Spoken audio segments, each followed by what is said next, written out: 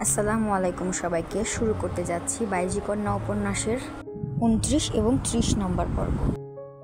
পরিহাসের সুরে বলা প্রণয়ের বক্তব্যটি কর্ণঘোরে পৌঁছাতেই চোখ তুলে তাকালো শাহিনুর। প্রণয়ের দৃষ্টি গাঢ় নির্বিশেষ দুর্বোধ্য, আর শাহিনুরের দৃষ্টিদ্বয় আসক্তিহীন। একজোড়া প্রগাঢ় দৃষ্টিতে কত সুনিপুণভাবে মিলিত হলো একজোড়া নির্লিপ্ত দৃষ্টিদ্বয়ের। 26 বছর বয়সী একজন কাঠিন্য রাশভারী যুবকের পানে কত অবলীলায় অবহেলায় মাত্র 15 বছর বয়সী কিশোরীটি দৃষ্টিপাত করল। সে দৃষ্টিজোড়ায় না আছে লজ্জা, না আছে জড়তা। প্রণয়নের অন্তকোণে জেগে উঠল সেই রাতের অনুভূতি, যে রাতে প্রথম দেখেছিল শাহিনুরকে। সে রাতে এই দৃষ্টিতে ভয় ছিল, জড়তা ছিল, কত শত সংকোচে আচ্ছন্ন ছিল এই দৃষ্টিজোড়া। হয়তো হিসেব নিকেশ করে বের করা যাবে না, অথচ আজ কত পরিবর্তন। সময়ের ব্যবধানটা একজন পরিবর্তনশীল মানুষকে দেখেই স্পষ্ট বোঝা যায়। সময়ের সঙ্গে সঙ্গে মানুষের পরিবর্তন না ঘটলে, মানুষের জীবন না বদলালে হয়তো সময় কত সুন্দর, কত নির্মম তা বোঝা কঠিন হয়ে যেত। গত সময়, আজকের সময় এবং পরবর্তী সময় যাই হোক না কেন, আপন অনুভূতিটুকু যে একই রয়েছে তা সূক্ষ্মভাবেই টের পেল প্রণয়। সেদিনের দৃষ্টি জোড়া তার হৃদয়ে যে অনুভূতি দান করেছিল, আজকের এই মুহূর্তের এই দৃষ্টিও একই অনুভূতির সঞ্চার করছে। তবে পার্থক্য তো আছেই, তা হলো সেদিনের থেকেও আজকের অনুভূতি অনেক বেশি দৃঢ়, অনেক বেশি গাঢ়। এই পৃথিবীতে বহু পুরুষ বিভিন্ন কারণে বহু নারীর প্রেমে পড়েছে। কত শত নারী, কত শত পুরুষের বুকে প্রেমের জোয়ার এনেছে হিসেবের বাইরে। এক্ষেত্রে পুরুষরাও থেমে নেই, তারাও নারীদের বুকে প্রেমের জোয়ার আনে, কিন্তু বেশিরভাগ ক্ষেত্রে তা সুপ্ত রয়ে যায়। প্রণয়ের হৃদ সিন্ধু পারে ছলাৎ ছলাৎ ঢেউ খেলা তো সে কবেই শুরু করেছে। এই যে তার সম্মুখে সদ্য পরিস্ফুটিত হওয়া ফুলের ন্যায় নিষ্পাপ শুভ্র মুখশ্রী, একজোড়া স্বচ্ছ হরিণাক্ষী দৃষ্টি, প্রেমে পড়ার জন্য এইটুকুই যথেষ্ট। আজ প্রণয় তীব্রভাবে অনুভব করছে দায়িত্ব আর ভালোবাসা নামক ফারাক কতটা হয়। দায়িত্বতে শুধু দায়িত্ব পালনই গুরুত্বপূর্ণ, যেখানে ভালোবাসা নাও থাকতে পারে, কিন্তু ভালোবাসলে ভালোবাসার পাশাপাশি দায়িত্ব পালনও গুরুত্বপূর্ণ। দায়িত্বে ভালোবাসা নাও জন্মাতে পারে, কিন্তু ভালোবাসায় দায়িত্ব আপনা আপনিই জন্মায়। প্রণয় খেয়াল করলো শাহিনুরের চোখ মুখ ভীষণ রুক্ষ হয়ে আছে। অজস্র ক্লান্তি এসে ভর করেছে দৃষ্টিদ্বয়ে। ঈষৎ লালবর্ণীয় নীরস ঠোঁটজোড়ায় দৃষ্টি পড়তে বুকের ভিতর মুচড়ে উঠল। মনের ভিতর চনমনে হয়ে কেউ যেন বলে উঠল, মেয়েটা ভীষণ ক্ষুধার্ত, মেয়েটা ভীষণ তৃষ্ণার্ত। ওর খাবার প্রয়োজন, পানি প্রয়োজন, ঘুম প্রয়োজন, ভালোবাসা আদর স্নেহ সবটা প্রয়োজন। এসবের অভাবে মেয়েটা নুয়ে পড়ছে, ক্ষীণ হয়ে যাচ্ছে মেয়েটার দেহ মন সবটা। হৃদস্পন্দন থমকে গেল প্রণয়ের। রুদ্ধশ্বাসে এক হাত বাড়িয়ে শাহিনুরের গালে স্পর্শ করল। কঠিন গুরুগম্ভীর ব্যক্তিত্বের পুরুষটি আচমকায় নম্র হয়ে উঠল। কিঞ্চিত আদুরে কণ্ঠে বলল, এই মেয়ে, তোমার মুখটা শুকিয়ে গেছে, কখন থেকে না খেয়ে আছো তুমি? খেতে হবে তো, ঘুমহীন চোখে ঘুম প্রয়োজন তো। এভাবে চেয়ে থেকো না নূর, তুমি কি আমার কথা শুনতে পাচ্ছ? উদ্বিগ্ন হয়ে গেল প্রণয়। গালে ছুঁয়ে থাকা হাতটি আলতো চেপে আবারও বলল, আই নো নূর, তুমি ভীষণ কষ্ট পাচ্ছ। আমি তোমার এই কষ্ট দূর করতে চাই, তোমার পাশে থাকতে চাই। আর কিছু বলতে পারল না প্রণয়। তার পূর্বেই শাহিনুরের ছোট্ট কোমল হাতটি তার পুরুষালী হাতের উপর রাখল। সে হাত কিঞ্চিত দৃঢ়তার সঙ্গে চেপে ধরে ঠাস করে নামিয়ে দিল। ছোট একটি নিঃশ্বাস ছেড়ে পূর্ণ দৃষ্টিতে তাকিয়ে মলিন কণ্ঠে বলল, আমি গোসলে যাব, আপনার শার্টটাও ফেরত দেব। বিস্মিত হলো প্রণয়। এত সহজেই যে শাহিনুর মেনে যাবে ভাবতেও পারেনি। শার্ট ফেরত দেবে ভাবতেই হাসি পেল, কিন্তু কথা মেনেছে তা ভেবে স্বস্তির নিঃশ্বাস ছেড়ে ব্রিফকেস এগিয়ে দিল। শাহিনুর তখনও প্রণয়ের দিকে চেয়ে আছে, আর ভাবছে তার আম্মা শারমিনের কথা। সে বলেছিল, একজন মানুষকে চিনতে হলে, জানতে হলে সর্বপ্রথম তার চোখের ভাষাকে বুঝতে, তারপর মানুষটাকে পড়ার চেষ্টা করতে। তাই সে দেখছে প্রণয়কে অতি সূক্ষ্ম নজরে। প্রণয় ব্রিফকেস খুলে দিয়ে পুনরায় তাকালো শাহিনুরের দিকে। আবারও দৃষ্টিতে দৃষ্টি মিলন ঘটল, কিন্তু শাহিনুর প্রণয়কে কিছু ভাবার সুযোগ দিল না। সহজ গলায় নরম সুরে বলে উঠল, গোসল থেকে এসে খাবার পাবো তো? আমার খুব খিদে পেয়েছে। বুকের ভিতরটা ধক করে উঠল প্রণয়ের।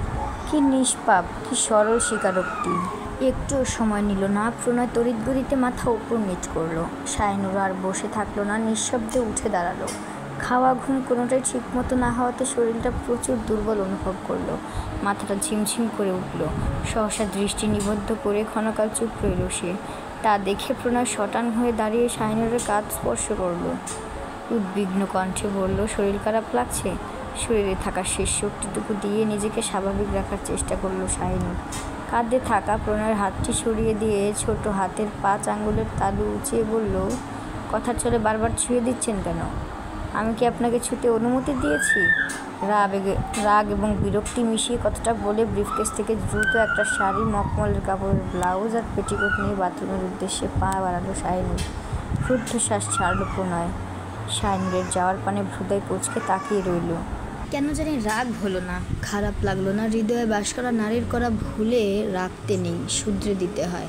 সব পুরুষ শুধরে দেয় কিনা সে জানে না, কিন্তু সে দেবে। পুরো কক্ষ জুড়ে পায়চারি করতে করতে আরেকটি দৃশ্য মনে পড়ে গেল। তার রঙ্গনের হাতে রাখা শাহিনুরের হাতের সেই দৃশ্যটি। দীর্ঘশ্বাস ছেড়ে তাই বিড়বিড় করে বলল, অপাত্রে ঘি ডালতে আপনি বড় ওস্তাদ মনোহারিণী। 5 ফোড়ন গৃহের পরিবেশ বেশ থমথমে। আনাচে কানাচে ভৃত্যদের ছাড়া কাউকেই তেমন নজরে পড়ছে না। কারো মুখে একটুখানি রা নেই।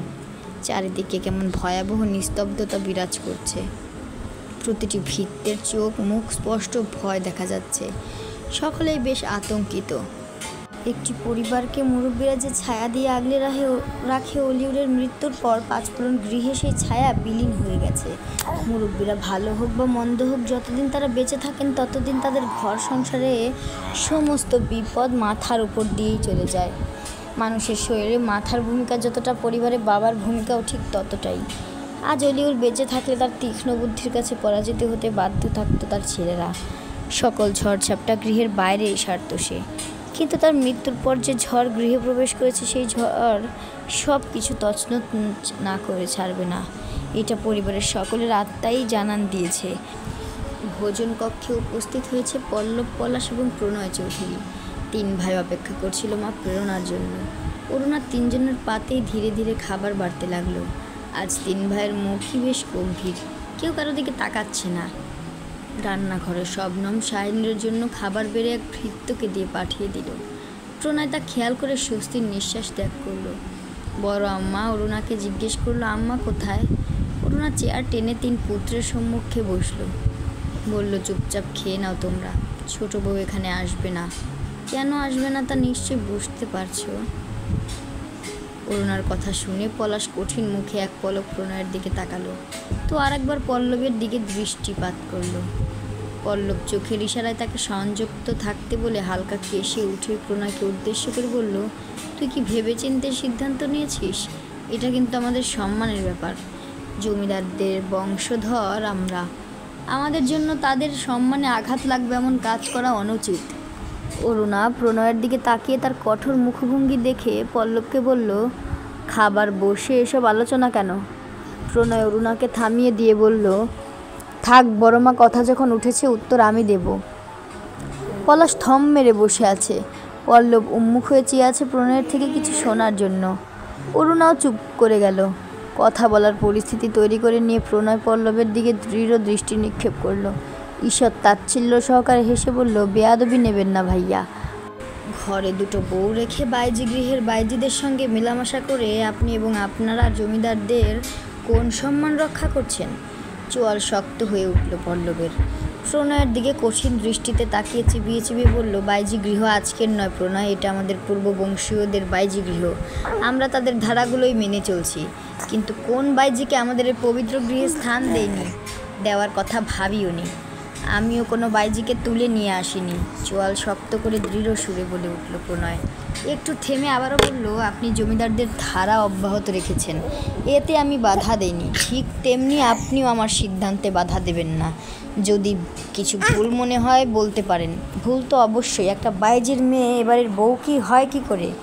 একটা বাইজির মেয়ের জন্য জমিদারের 4 ছেলেদের কাম পবিত্রী জায়গা যদি স্বাভাবিক হয়, একজন পুত্রের ভালোবাসা জেগে ওঠা অস্বাভাবিক কেন হবে? থতমত খেয়ে পল্লব বলল, এটা আমাদের নীতি বিরুদ্ধ। বাহ বড় ভাই বাহ, আপনারা সৃষ্টিকর্তার দেওয়া নিয়ম ভঙ্গ করতে পারেন, আর আমি সামান্য আপনাদের নিয়ম ভাঙতে পারবো না? কথোপকথনের এই পর্যায়ে পলাশ বুদ্ধি কাটানোর চেষ্টা করে বলল, তুই কি জানিস ওই মেয়ে রঙ্গনের সঙ্গে খুব বাজেভাবে মেলামেশা করেছে? চোখ জোলা ঈষৎ রক্তিম হয়ে উঠল প্রণয়ের। সামনে বড় ভাই বড় মা রয়েছে, শাহিনুরকে কলঙ্কিত করার চেষ্টা করছে আরেক বড় ভাই। নিজের ক্রোধটুকু কোনো ক্রমে নিয়ন্ত্রণ করে নিল সে। পলাশের দিকে নিবিড়ভাবে তাকালো, অধরে কিঞ্চিত পরিমাণ তাচ্ছিল্য নিয়ে মৃদু স্বরে বলল, সে যদি পৃথিবীর শ্রেষ্ঠ কলঙ্কিত নারীও হয় তবু তাকে আমার বউ করব। বিস্ময়ে কিং কর্তব্য বিমূঢ় হয়ে বসে রইল তিনজনই। আশেপাশে যেসব ভৃত্যরা প্রণয়ের বলা বাক্যটি শুনতে পেল সকলেই ক্ষণকাল থমকে দাঁড়ালো। অবিশ্বাস্য কতগুলো দৃষ্টি তাকিয়ে রইল তার পানে। প্রণয় এবার বেশ উচ্চ বাক্যে বলল, এবার যদি বলো তুমি তাকে নিজের করে পাওয়ার জন্য তোমার প্রবৃত্তি মেটানোর জন্য বহুদিন ধরে অপেক্ষা করছো, তাহলে বলবো নিজের ভালোবাসাকে নিজের না করে নিজ আত্মার সঙ্গে স্বার্থপরতা বা বেইমানি কোনোটাই আমি করতে পারবো না। পৃথিবীতে সবচেয়ে বড় বেইমান সে যে নিজের সঙ্গে বেইমানি করে। আমি তোমাদের প্রকৃতির নয় বলে আমি খুব বেশি উদার হব এটা ভাবা বোকামি। জমিদারের পুত্র এক বাইজি কন্যাকে ভালোবাসে বিয়ে করতে চায়, এটা যদি পৃথিবীর সবচেয়ে জঘন্যতম কাজও হয় তাহলে সেই জঘন্যতম কাজটি আমি অনায়াসেই করে ফেলব। বাইজি কন্যাকে ভালোবাসা যদি অপরাধ হয়, সে অপরাধে অভিযুক্ত হয়ে মৃত্যুদণ্ড গ্রহণ করতেও আমি প্রস্তুত। বাইজি কন্যাকে নিজের বউ করা যদি অন্যায় হয় তাহলে এই পৃথিবীর সব ন্যায় ভুলে গিয়ে হলেও আমি এই অন্যায়টুকু সুকৌশলে করে নেব আমি। সকলে স্তম্ভিত বাকরুদ্ধ। অরুণা নিষ্পলক দৃষ্টিতে তাকিয়ে আছে প্রণয়ের দিকে, সীমাহীন বিস্ময় নিয়ে তাকিয়ে আছে ভৃত্যরাও। পল্লব হতবাক হয়ে বসে আছে, পলাশ ক্রোধান্বিত দৃষ্টিতে তাকিয়ে আছে প্রণয়ের দিকে। সে দৃষ্টিকে সম্পূর্ণ উপেক্ষা করলো প্রণয়, আর একটি বাক্যও সে খরচ করলো না। নিজের মতো খাবার খেয়ে চলে গেল নিজের কক্ষে। সে চলে যাওয়ার সঙ্গে সঙ্গে সামনে থাকা খাবারের প্লেট ছুঁড়ে ফেলল পলাশ। হতভম্ব হয়ে অরুণা চেয়ে রইল। পলাশ তাকে উদ্দেশ্য করে হুঙ্কার ছাড়ল, আম্মাকে কিছু করতে বলুন, নয়তো ধ্বংসলীলা শুরু করব আমি। গোসল শেষ করে ভেজা চুলগুলো পিঠ জুড়ে ছড়িয়ে ছিটিয়ে দিয়ে কক্ষে এলো শাহিনুর। দেখতে পেল গোলাকার বেতের টেবিলে তার জন্য খাবার রেখে গিয়েছে। আশেপাশে সচেতন দৃষ্টি বুলিয়ে অপেক্ষা না করে একে একে খাবারগুলো মেঝেতে রাখলো, তারপর হাঁটু মুড়িয়ে বসে পড়লো। সদ্য ভেজা কোঁকড়ানো চুলগুলো মেঝেতে ছুঁয়ে রইল, টপ টপ করে পানি ঝরতেও লাগলো। শাহিনুর সম্মুখের খাবারের দিকে কিছুক্ষণ অবাক হয়ে তাকিয়ে রইল। বড় সড়ো একটি প্লেটে সাদা ভাত দেওয়া হয়েছে তাকে। ভাতের মাঝ বরাবর একটা সিদ্ধ ডিম, ছোট ছোট বাটিতে কয়েক রকমের ভাজি তরকারি দেওয়া হয়েছে। এত খাবার দেখে বিচলিত হয়ে গেল মেয়েটা। তার ছোট্ট পেটে এতগুলো খাবারের জায়গা হবে না, জীবনে কখনো এত খাবার একসাথে খাওয়া হয়নি তার। তাছাড়া তার মা সবসময় খাবার নিয়ে একটি কথা বলতো, খা না। খাওয়াটা যেমন প্রয়োজন তেমন অতিরিক্ত খাওয়াও অনুচিত। ভেবে চিনতে সব খাবার দূরে ঠেলে শুধুমাত্র ডিম সিদ্ধ আর সবজি দিয়ে অল্প ভাত খেলো সে। মাংস তার প্রিয় হলেও আজ খেলো না। আর মাছ তো মাকে ছাড়া সে কখনো খেতেই পারে না, গলায় কাঁটা ফুটে যায়। কক্ষে প্রবেশ করলো প্রণয়। ভিতর কক্ষে দেখতে পেল শাহিনুর খাবারগুলো গুছিয়ে রাখছে। দোনমনো করে শাহিনুরের কাছে গেল সে। প্রণয়কে দেখে শাহিনুর পরিহিত শাড়ির আঁচলটি ডান কাঁধে টেনে নিল। সদ্য গোসল করে আসা শাহিনুরকে দেখে বুকের ভিতরটা ধুক ধুক করতে লাগলো প্রণয়ের। ঢেউ খেলানো ভেজা চুলগুলো বেয়ে পানি পড়ায় শাহিনুরের পিঠ কোমর সহ মেঝেও ভিজে চুপচুপে হয়ে যাচ্ছে। ভ্রু কুঁচকে কয়েক পল তাকিয়ে রইল প্রণয়। শাহিনুর জড়সড় হয়ে মাথা নিচু করে দাঁড়িয়ে আছে। তীব্র অস্বস্তি হচ্ছে তার। অস্বস্তিটুকু বুকে ভীষণ পীড়া দিতে শুরু করা সে প্রণয়ের দিকে তাকালো। প্রশ্ন করলো, আপনি কি সবসময় এই ঘরে আসবেন? কুচকানো হৃদয় দ্বিগুণ কুচকে গেল প্রণয়ের। কিছুক্ষণ পূর্বে ভোজন কক্ষে বলা নিজের একটি বাক্য স্মরণ হলো তার, সে যদি পৃথিবীর শ্রেষ্ঠ কলঙ্কিত নারীও হয় তবুও তাকে আমার বউ করব। বক্ষস্থলে অদ্ভুত একটা অনুভূতি জেগে উঠল। নির্নিমেষ দৃষ্টিতে শাহিনুরের স্নিগ্ধ মুখশ্রীতে তাকিয়ে ভাবতে লাগলো, কত সহজে আজ বলে দিল কথাটি। অথচ সেদিন রোমানার বেলায় এই কথাটি তার মাথায়ও আসেনি। সত্যি ভালোবাসা কি না পারে। প্রণয়ের প্রগাঢ় চাহনি থেকে দৃষ্টি সরিয়ে নিল শাহিনুর। নিজের দৃষ্টি থেকে শাহিনুরের দৃষ্টি বিচ্ছিন্ন হতেই প্রণয় সম্মিত ফিরে পেল। বলল, প্রশ্ন কেন? নিরুত্তর রইল শাহিনুর। উত্তর না পেয়ে প্রণয় পড়ল, ব্রিফকেসে তোয়ালে আছে, মাথা মুছে নাও। শাহিনুর কথা শুনল না। চুপচাপ গিয়ে পলঙ্কে বসলো। প্রণয় আবারও বলল, চুলগুলো থেকে পানি ঝরছে, আমার ঘর নষ্ট হচ্ছে, অন্যের ক্ষতি করা অনুচিত। শাহিনুর নীরস দৃষ্টিতে তাকালো প্রণয়ের পানে, প্রশ্ন করলো, আমার এত বড় ক্ষতিটা কে করলো?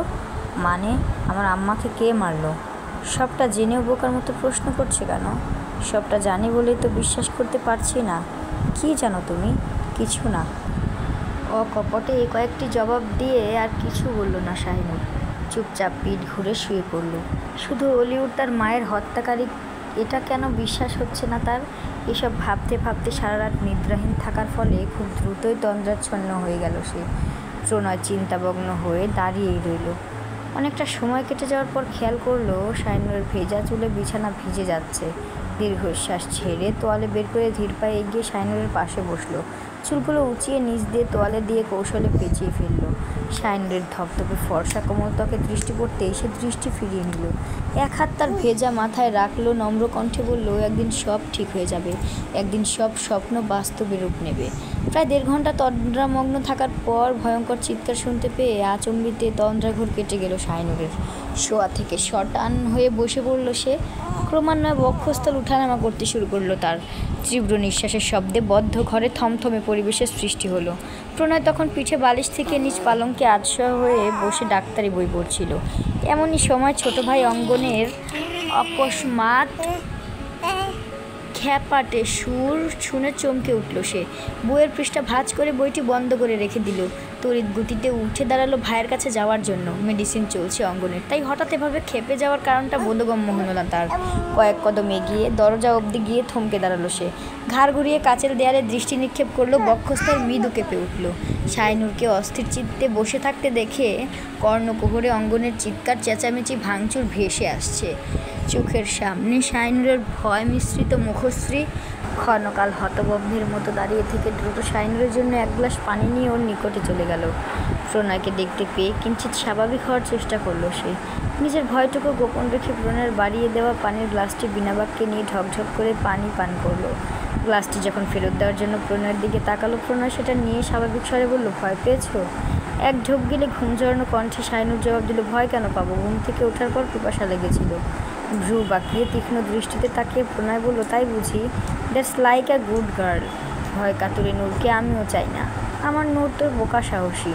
অধরে কিঞ্চিৎ দুষ্টু হাসি মিশিয়ে কথাটুকু বলে হাতে টাকা গ্লাসটি নিয়ে চতুরতার সঙ্গে কক্ষ ত্যাগ করল প্রণয়। তাকে একবার অঙ্গনের কাছে যেতে হবে, শান্ত করতে হবে ভাইটাকে। শাহিনুর ঝাঁঝালো কণ্ঠে বলতে চেয়েছিল, আমি আপনার নূর না, কিন্তু তার বলা হলো না। অপছন্দনীয় মানুষটা অপছন্দনীয় বাক্য আউড়িয়ে ঠিক চলে গেল। 2 দিন যাবত ওষুধ খায় না অঙ্গন। বাড়ির সংকীর্ণ পরিস্থিতিতে অঙ্গনের প্রতি কাল থেকেই অবহেলা হচ্ছিল। প্রেরণাও খোঁজ নেয়নি, যার ফলস্বরূপ গত রাতে ঘুম হয়নি তার। সারা রাত নানাবিধ চিন্তায় নিমজ্জিত ছিল সে। ডুবেছিল রোমানার সঙ্গে সেই পুরনো স্মৃতিতে। সেসব স্মৃতির শেষ প্রান্তে সে যখন রোমানার কবরের দৃশ্যটুকু মনে পড়ল, অন্তকোণে বেজে উঠল, মানুষটা আর নেই, আর কোনোদিন ফিরবে না মানুষটা। আর কোনোদিন সুখ দুঃখের গল্প বলার জন্য মানুষটা অঙ্গনকে খুঁজবে না। অভিমানে গাল ভারী করে থাকবে না। 2 চোখ ভরার স্বপ্ন নিয়ে বাড়ির আনাচে কানাচে ঘুরে বেড়াবে না। তার হৃদয় খোদাই করে তার ভাইয়ের বউ হওয়ার পায়তারা করবে না। যে মেয়েটা জীবনে কখনো কারোর সাথে খারাপ আচরণ করেনি, কারো দিকে চোখ তুলে কড়া ভাষায় কথা বলার সাহস দেখায়নি, যার ব্যবহারের মাধুর্যতায় ডুবে থাকতো সে, নিজের সমস্তটা দিয়ে যাকে খুশি করার কথা ভাবতো, এত ত্যাগের পরও ভাগ্য কেন সহায় হলো না? কেন এলো সেই কাল রাত্রি? কেন ধ্বংস হলো রোমানা? সহজ সরল ওই ভিটু মেয়েটা ভালোবাসাকে হারানোর ভয়ে কেন পালিয়ে গেল? যাওয়ার আগে কেন একটাবার তাকে মনে পড়লো না ছোটবেলা থেকে সব সমস্যায় অঙ্গনকে ডাকতে পারলে, অঙ্গনের কাছে আসতে পারলে, এবার কেন ডাকলো না? কেন এলো না সে? এই অঙ্গনকে শেষ পর্যন্ত ঘৃণা করে অভিমান করে চলে যায়নি তো? সবটা মাথাচাড়া দিয়ে উঠতেই ভয়ঙ্কর উন্মাদ হয়ে ভাঙচুর চিৎকার চেঁচামেচি শুরু করে অঙ্গন। প্রণয় এসে যখন জানতে পারে ওষুধ সেবনে অনিয়ম হয়েছে, ভৃত্যদের উপর ব্যাপক চটে যায়। নার্সদের ধমকাতে ধমকাতে কাঁদিয়ে ছাড়ে, হুমকি দেয় এরপর অনিয়ম হলে বরখাস্ত করা হবে। পরবর্তীতে যেন কোথাও কাজ না পায় সে ব্যবস্থাও করবে। ভয়ে জর্জরিত হয়ে ওরা ক্ষমা চায়, জানা এরকম ভুল আর হবে না। প্রণয় সোজাসাপটা বলে দেয় তার ভাইয়ের প্রতি কারো বিন্দু অবহেলাও সে সহ্য করবে না। ঘুমের ইনজেকশন দিয়ে অঙ্গনকে ঘুম পাড়িয়ে প্রেরণার সঙ্গে দেখা করতে চায়, কিন্তু প্রেরণা বদ্ধ দ্বার উন্মুক্ত করে না। সে বলে দেয় প্রণয় যতক্ষণ না নিজের সিদ্ধান্ত বদলাবে, যতক্ষণ না বাইজির মেয়েটাকে গৃহ থেকে বের করে দেবে, ততক্ষণ রুদ্ধ দ্বার সে উন্মুক্ত করবে না। গত রাত থেকে না খাওয়া প্রেরণা এভাবে চলতে থাকলে অসুস্থ হয়ে পড়বে সে। মায়ের জেদ সম্পর্কে বেশ ভালোভাবে অবগত প্রণয়, তাই কুটিলতার আশ্রয় তাকে নিতেই হলো। দুপুরবেলা পলাশ গৃহে আসবে আরও 1-2 ঘন্টা পর।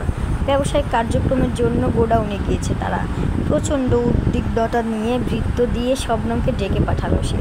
শবনম আসার পর তাকে দিয়ে ডেকে পাঠালো মুনতাহাকে। বৈঠকখানায় তখন কেউ ছিল না। 2জন ভৃত্যকে সদর দরজা এবং 2জন ভৃত্যকে বৈঠকখানার মুখ্য দরজায় খেয়াল রাখতে বলল প্রণয়। উপস্থিত হলো মুনতাহা। শবনম, মুনতাহার প্রণয় ছাড়া আর কেউ নেই। মুনতাহা দূর বুকে মাথা নত করে ঠায় দাঁড়িয়ে আছে। আজ অবধি তার প্রণয়ের তেমন কথা হয়নি। সম্পর্কে তারা মামাতো ফুফাতো ভাই বোন হলেও প্রণয় গম্ভীর অমিশুক এবং মুনতাহা চুপচাপ স্বভাবের হওয়ায় দূরত্বটা অনেক বেশি রয়ে গেছে। অবশ্য এর পেছনে পলাশের ভূমিকাও কম নয়। সাধারণত মুনতাহাকে পলাশ কারোর সাথে তেমন মিশতে দেয় না। তার বড় ভাই হোক বা ছোট ভাই, কারোর সাথেই মুনতাহা স্বাচ্ছন্দ্যে মিশতে পারে না। সকলের থেকে গুটিয়ে নেওয়ার স্বভাবটি মুনতাহার নিজের নয়, পলাশের দেওয়া আদেশ মাত্র, যার হেরফের হলে চরম মূল্য দিতে হয় তাকে। পলাশ সম্পর্কে প্রণয়ের ধারণাও কম নেই, তাই মুনতাহাকে উদ্দেশ্য করে সে বলল, এক সম্পর্কে তুমি আমার ছোট বোন, অন্য সম্পর্কে বড় ভাবি। আমি তোমাকে স্নেহ শ্রদ্ধা দুটোই করি। নির্ভয়ে বসো এখানে। শবনম গিয়ে সোফায় বসলো। মুনতাহা মাথার ঘোমটাখানে আর একটু সামনের দিকে টেনে নিয়ে নিঃশব্দে গিয়ে শবনমের পাশে বসলো। প্রণয় তাদের খুব কাছাকাছি একটি মোড়া টেনে বসলো। শবনম এবং মুনতাহার দিকে দৃষ্টি নিক্ষেপ করে দৃঢ়চিত্তে বলল, রোমানাকে আমি কখনোই ভালোবাসতে পারিনি, কিন্তু ভবিষ্যৎ জীবনসঙ্গী হিসেবে স্বীকার করে নিয়েছিলাম। আমি ওকে ভীষণ পছন্দ করতাম, আমার বউ হিসেবে যোগ্য ছিল ও। কিন্তু সমস্যা একটি জায়গাতেই ছিল, তাহলে আমি ওকে ভালোবাসতে পারিনি। কেন পারিনি সেটি আমি জানি না। একটা ভুলের জন্য বোকার মতো নিজেকে শেষ করে দিল। আমি যদি ঘুণাক্ষরেও টের পেতাম ও এভাবে চলে যাবে, তাহলে কখনোই ওকে ভালোবাসি না এই কথাটি বলতাম না, বরং চেষ্টা করতাম ওকে ভালোবাসার, যেমনটা পূর্বে করে এসেছি। যাই হোক, আমার সম্পর্কে সবাই ভুল ধারণা পোষণ করছে, কারণ আমি সবার মতো করে নিজেকে প্রকাশ করতে পারি না। ছোটবেলা থেকেই আমি চাইনি কারো কাছে নিজেকে প্রকাশ করতে। আজও হয়তো পুরোপুরি প্রকাশ করতে পারবো না। থামলো প্রণয়। শবনম, মুনতাহা দুজনেই তাকিয়ে আছে প্রণয়ের দিকে। ছোট একটি নিঃশ্বাস ছেড়ে প্রণয় আবার বলতে শুরু করলো, আমি ওই মেয়েটাকে, যে মেয়েটা আমার ঘরে পৃথিবীর সকল নীরবতাকে বরণ করে নির্লিপ্ত অবস্থান করছে, সেই মেয়েটাকে প্রথম দেখেছিলাম আমার কোয়ার্টারে। মধ্যরাত ছিল তখন। বিশ্বাস করবে কিনা জানি না, আমার সেদিন মনে হয়েছিল আমার নিষ্পাপ মুখে পৃথিবীতে আর দুটি পাওয়া যাবে না। সত্যি হয়তো আমি আর পাবো না। স্নিগ্ধ মুখশ্রী, একজোড়া স্বচ্ছ দৃষ্টি, বোকাশোকা একটা মন, সব কিছুতে আকৃষ্ট হয়ে পড়ি আমি। ওর সমস্ত সৌন্দর্যে আটকে গেছি ঠিক সেদিনই। ওর মাধুর্যতা আমার মনকে হরণ করে নিয়েছে ওই রাতেই। প্রথমে ভেবেছিলাম পুরুষ মানুষ আমি, অপরূপা নারীর সৌন্দর্যে কুপোকাত হয়ে গেছি, কিন্তু পরে অনুভব করলাম বাইজি গৃহে অপরূপা নারীর অভাব নেই। কোনোদিন তো তাদের দিকে ফিরেও তাকায়নি, নিজের কামনা পূরণ করতে ছুটে যায়নি সেখানে। অথচ শাহিনুরের প্রতি আমি সাংঘাতিক অনুভূতি টের পেয়েছি। অস্বীকার করব না, এতে ওর পবিত্রতার ভূমিকা অনেকাংশে দায়ী ছিল। কিন্তু পরিস্থিতির চাপে পড়ে রঙ্গনের সঙ্গে ওকে দেখে আমি যখন ওকে ঘৃণা করার চেষ্টা করেছি, পারিনি। সময়ের অগ্রগতির সঙ্গে সঙ্গে অনুভব করেছি, সব কিছুর পরও ওর প্রতি আমার অনুভূতি বাড়ছে। নিজেকে খুব ছোট মনে হতো, বাইজি কন্যার জন্য বুক অস্থির হয়ে পড়তো বলে। সেই মনে হওয়াটুকু কেটে গেল। একদিকে রোমানাকে বিয়ে করার দিন ঘনিয়ে আসছিল, অপরদিকে নূরের প্রতি অনুভূতি বেড়েই চলছিল। কেন জানি মনে হতো নূর আমার জন্য তৈরি। ওর চোখ দুটোতে তাকালে সেই মনে হওয়াটুকু প্রবল বিশ্বাসে রূপ নিত। আচমকাই ভাগ্য পরিবর্তন হয়ে গেল, রোমানা চলে গেল, আব্বা চলে গেল শারমিন বাইজিও। অসহায় হয়ে পড়লো আমার ভালোবাসা। আমি বেঁচে থাকতে ওর অসহায়ত্ব সহ্য করতে পারবো না। এই উপলব্ধিটুকু হতেই সিদ্ধান্ত নিয়ে ফেললাম ওকে এবারে নিয়ে আসার, ওকে বিয়ে করার। আমার সেই সিদ্ধান্তটা মজবুত হলো ভাইয়ার জন্য। নূরের প্রতি ওর কুদৃষ্টি, নূরের শরীরে বাজভাবে ছোঁয়ার চেষ্টা মেনে নিতে পারিনি মেনে নিতে। ক্রোধান্বিত হয়ে ঘন ঘন নিঃশ্বাস ছাড়ল প্রণয়। লজ্জায় মাথা নত করে ফেলল মুনতাহা। দুপটা অশ্রুপাত ঘটল তার চোখ বেয়ে। প্রণয় শান্ত হলো, শান্ত কণ্ঠে বলল, তোমার কষ্ট হচ্ছে আমি জানি, সত্য যতই তিক্ত হোক শুনতে হয় মুনতাহা। আমি তোমাকে এসব বলছি তার একটাই কারণ, আমি চাই তুমি আম্মাকে বোঝাও। চোখ তুলে তাকালো মুনতাহা। প্রণয় আবারও বলল, আমি যদি নূরের পাশে না থাকি, ওকে বিয়ে না করি, গৃহে ওকে রাখা সম্ভব হবে না। তোমার হাজবেন্ডের চাহিদা সম্পর্কে তুমি নিশ্চয়ই জানো। যে কোনো মূল্যে সে অবৈধভাবে নূরকে নিজের শয্যা সঙ্গিনী করবে, আর এই পথ আম্মাই করে দিচ্ছে। কাপা কণ্ঠে মুনতাহা প্রশ্ন করলো মানে? আম্মা আজকে ইমোশনালি ব্ল্যাকমেল করে নূরকে এ বাড়ি থেকে চলে যেতে বলছে। একটা বার ভাবছে না নূরকে বাড়ি থেকে বের করা মানে ভাইয়ার রাস্তা ক্লিয়ার করা? তুমি তো জানো বাইরে গৃহের কাজকর্ম আপাতত বন্ধ রেখেছি। এবার নূরের থেকে ভাইয়ার ধ্যান সরাতে হবে। আমি নূরকে বিয়ে করব। আমার বউয়ের প্রতি আমার বড় ভাই কুদৃষ্টি দেবে না নিশ্চয়ই? শবনম বলল, যদি ভয়ানক কাজটাও করে ফেলে? ভাবি আমার স্ত্রীকে কিভাবে রক্ষা করতে হবে, কিভাবে ভাইদের সঙ্গে নীরব ঘাতক হয়ে লড়াই করতে হবে তা খুব ভালো করে জানি আমি। আপাতত আম্মাকে বোঝানো জরুরি, আর মুনতাহা ছাড়া আম্মাকে কেউ বোঝাতে পারবে না। মুনতাহার প্রতি তিনি ভীষণ দুর্বল। প্রণয়ের কথা শুনে মুনতাহা বলল, আমি আম্মাকে বোঝাবো। নূর আপনার বউ হলে যদি ওনার মোহ নূর থেকে কেটে যায় তাহলে অবশ্যই আমি আম্মাকে বোঝাবো। ওনাকে পাওয়ার জন্য আমি সব করতে পারি, আমি নূরের প্রতি খুব হিংসা বোধ করি, কিন্তু নূর আপনার বউ হলে আমার ক্ষতি হয় বরং ভালোই হবে। তাই আমি কথা দিচ্ছি নূরের সঙ্গে আপনার বিয়ে হবে। বাঁকা হাসল প্রণয়। শবনম এবং মুনতাহার দৃষ্টিগোচর হলো না সেই হাসিটুকু। নূরকে বিয়ে করার জন্য এত সবের প্রয়োজন ছিল না, শুধুমাত্র মায়ের প্রতি শ্রদ্ধা থেকে মায়ের অনুভূতিকে গুরুত্ব দিল সে। তাছাড়া মাকে অসন্তুষ্ট রেখে জীবনের এই গুরুত্বপূর্ণ অধ্যায়ে সে প্রবেশ করতে চায়নি। হাজার হোক প্রেরণা তার জন্মদাত্রী, মানুষটা তো অসহায় খুব। রোমানার মৃত্যু, স্বামীর মৃত্যু, পুত্রের মানসিক বিপর্যয়, সবটা মিলিয়ে মানুষটা শোকে জর্জরিত হয়ে আছে। তাই সুকৌশলে একটি খেলা খেলল সে, যে খেলায় না সাপ মরল আর না লাঠি ভাঙল। বৈশাখ মাসের বিকেলবেলা পশ্চিমা আকাশে মেঘের গুরুম গুরুম গর্জন তুলছে। চুপচাপ ঘরের কোণে বসে আছে শাহিনুর। এই ঝড়টাকে ভীষণ ভয় পায় সে। এই যে গুরুম গুরুম শব্দ হচ্ছে, হৃস্পন্দন বেড়ে যাচ্ছে তার। একটু পরই হয়তো চারিদিক ঘনান্ধকার হয়ে আকাশের বুকে হাহাকারগুলো বৃষ্টি হয়ে ভূমিতলে নেমে আসবে।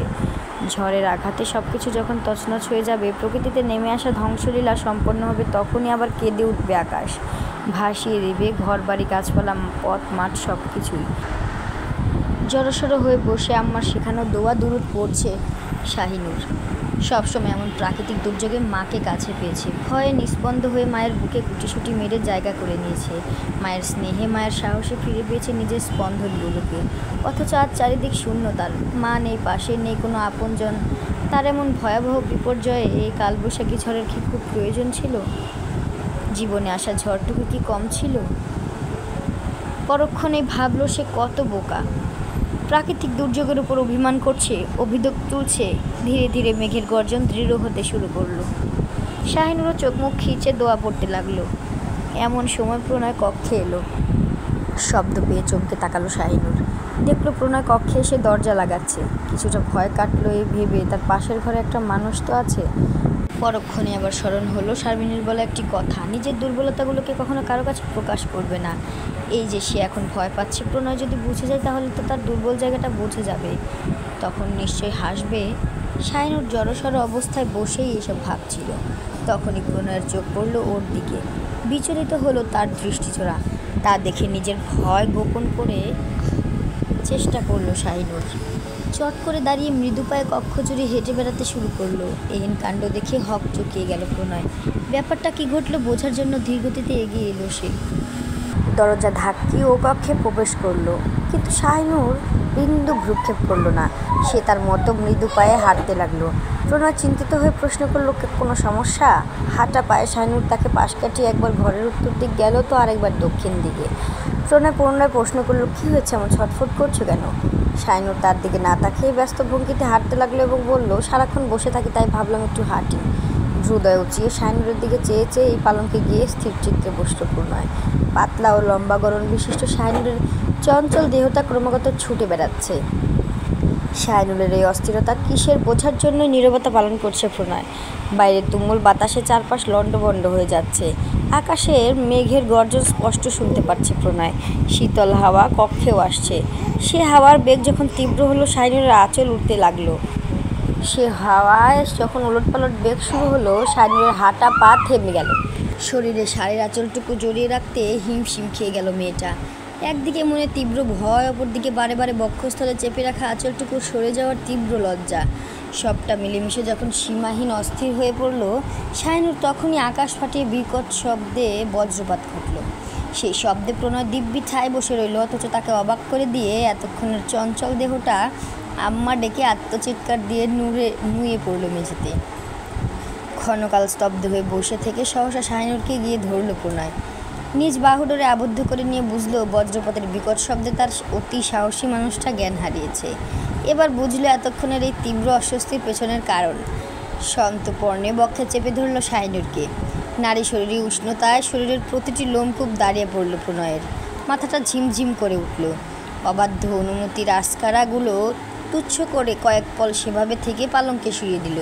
শাড়ির আঁচল খুলে যখন মেঝেতে লুটোপুটি খাচ্ছে, কিশোরী দেহের প্রবৃত্তি জাগানো অনেকাংশই স্পষ্ট হয়ে উঠেছে। নিজের দৃষ্টিজোড়া সংযত করে রুদ্ধশ্বাস ছাড়ল প্রণয়। তড়িৎ গতিতে মেঝে থেকে শাড়ির আঁচল উঠিয়ে ঢেকে ফেলল শাহিনুরের বুক। ক্ষণকাল পূর্বে যে বুকের উষ্ণতা অনুভব করেছে সে, যেখানটায় দৃষ্টি যেতেই হৃৎপিণ্ডে ধরাস করে উঠেছে তার। শ্বাস প্রশ্বাস হয়ে উঠেছে ঘন উত্তপ্ত। হাহ, এ এক অসহনীয় যন্ত্রণাময় সুখানুভূতি। তাহলে আজকে এ পর্যন্তই। দেখা হচ্ছে আগামী পর্বে। ততদিন সবাই ভালো থাকবেন। আর এই পর্বটি ভালো লাগলে একটি লাইক করে যাবেন, আর একটা কমেন্ট বক্সে সুন্দর একটা মন্তব্য করে যান। আসসালামু আলাইকুম সবাইকে। আল্লাহ হাফেজ।